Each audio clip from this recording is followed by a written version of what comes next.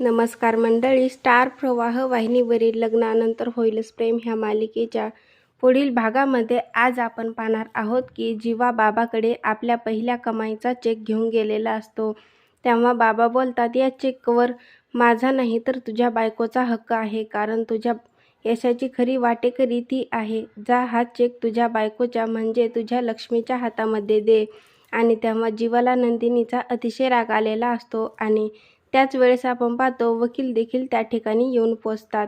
तर इकडं आपण पाहतो की वसुंधरा आणि रम्या हे सर्व CCTV फुटेज चेक करत असतात आणि तेव्हा त्यांना समजते की काव्याचा बॉयफ्रेंड हा जीवाच आहे आणि त्यांना देखील खूप मोठा धक्का बसतो।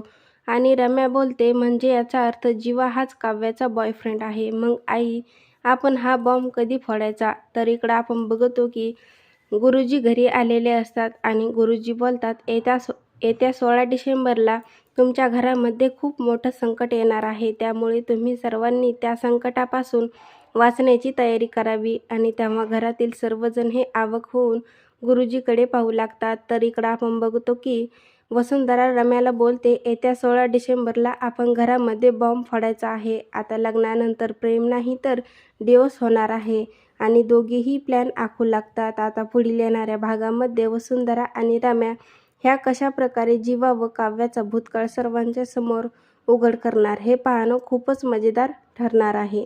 लग्नानंतर होईलच प्रेम ह्या मालिकेचे नवनवीन अपडेट पाहण्यासाठी माझ्या चॅनलला लाईक करा, शेअर करा आणि सबस्क्राईब करायला विसरू नका।